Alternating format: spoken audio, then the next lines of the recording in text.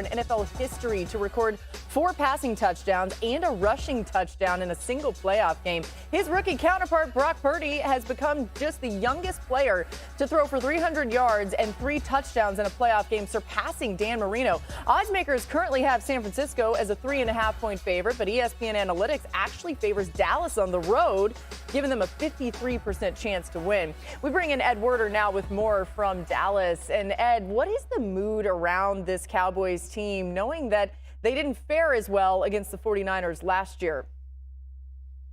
Yeah, different than you might expect. The Cowboys were eliminated in last year's playoffs by the 49ers, embarrassed to be truthful. The Cowboys were a division champion and yet the only home team to lose in the opening round of the playoffs.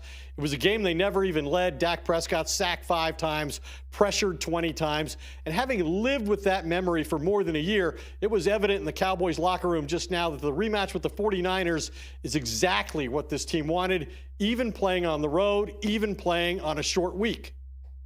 Most definitely I did. I think this whole team did. Obviously, using that loss last year as a motivation and just kind of the focal point, I guess, of the resiliency that we carried into the offseason, obviously carried into this year. Yeah, we get a chance to go back and at their place do something that we want to do. This is who I wanted.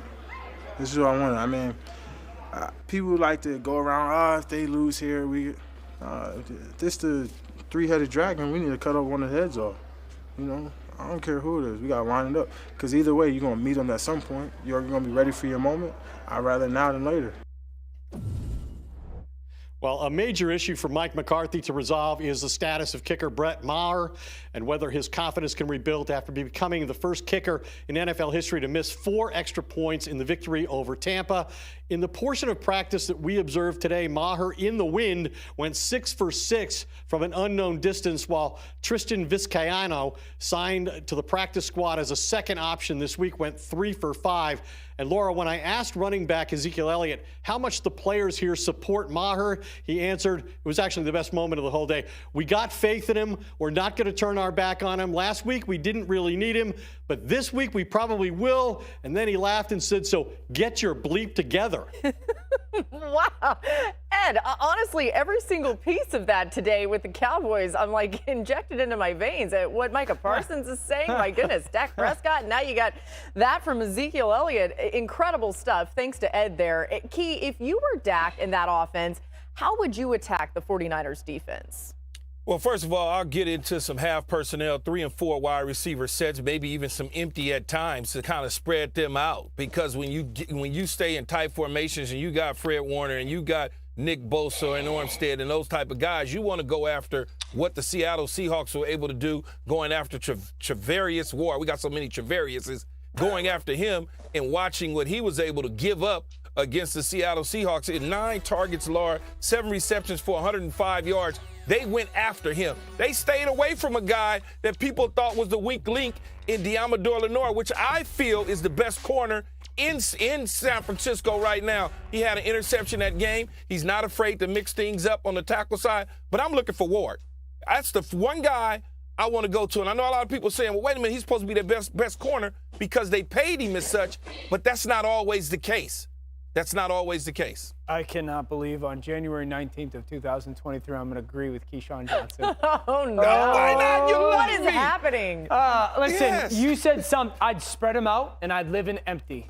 2 questions. Who are the best players in the 49ers defense? That's where you start. Bosa, Fred Warner. I want them taken out of the game. Where are they weak? They are weak when you throw the ball outside the perimeter quickly.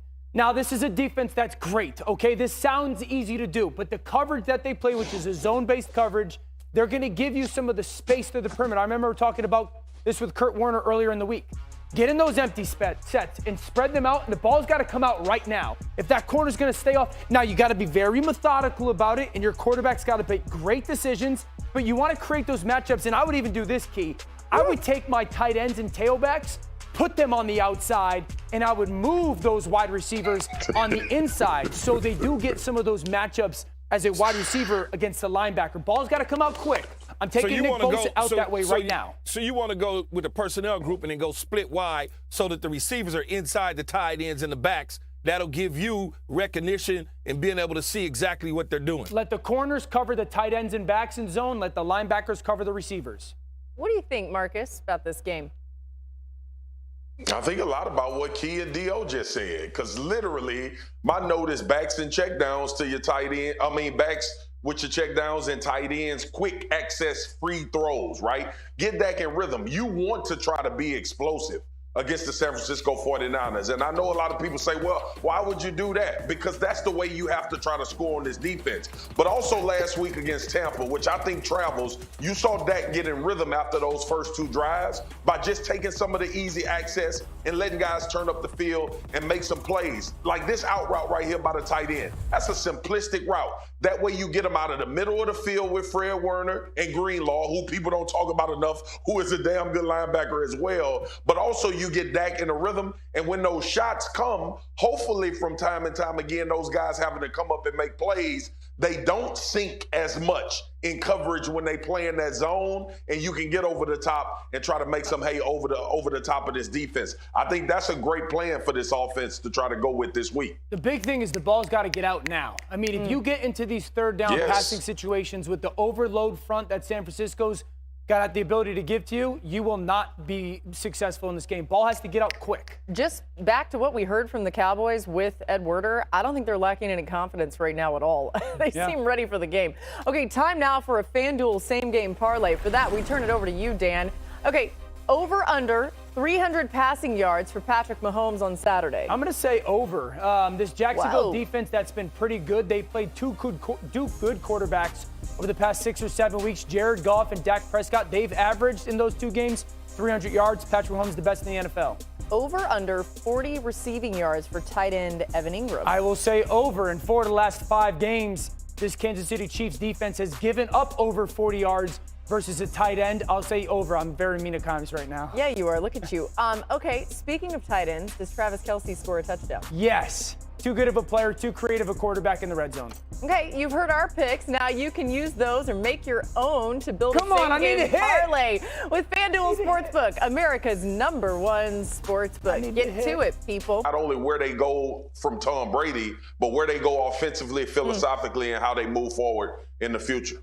Yeah, totally necessary move. There was zero connection for this offense. I'll go back to the year they won the Super Bowl in 2020. I remember being on the show talking about, well, they don't use motion at the snap, play action pass. They started to do it. They go on to win the Super Bowl. I remember saying they're so dependent on elite execution. Well, they can do that with Hall of Fame wide receiver, Hall of Fame tight end, #2 wide receiver that's as good as anybody in the NFL, Hall of Fame quarterback, one of the best right tackles in football, and the best center in football. Yeah, so you could be execution dependent. Last year was the same thing, except Gronk was still there and AB was playing at a high level. This year, some of those pieces went away. This offense didn't convert a single 3rd and 11 this year.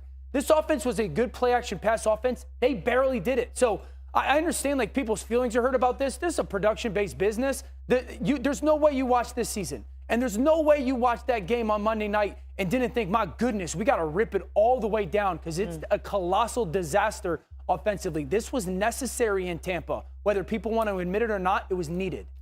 I don't think it was needed. I don't think it was necessary, Dan. And I do believe that my feelings are hurt in this situation. And here's why. I've been close to the situation in Tampa because I played there.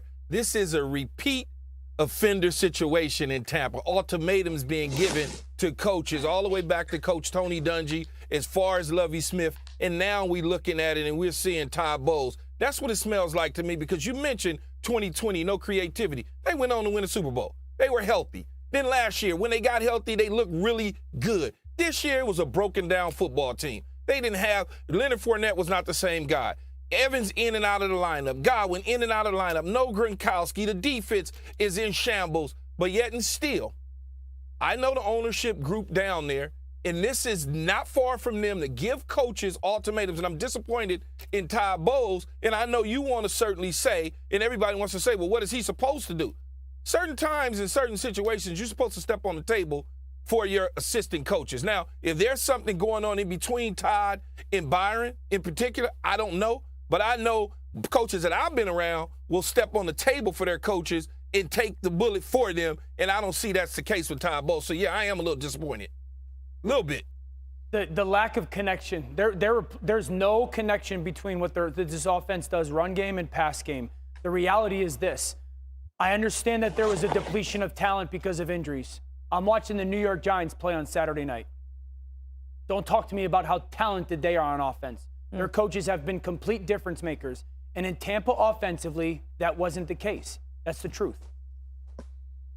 Well, both of y'all feelings can be taken into account.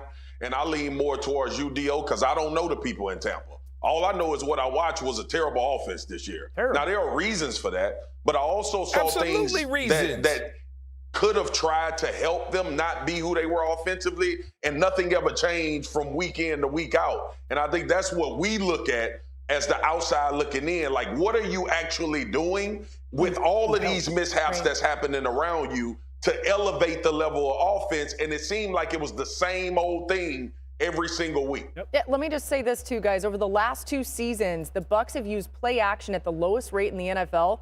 Over that same span, Tom Brady has the league's highest QBR on play action. So it's like, here's on a silver platter, here's how you can fix it. And that still didn't happen. I know there's a lot of context there, but still worth pointing out. All right, Adam, more coaching news as we go to Miami. What can you tell us there?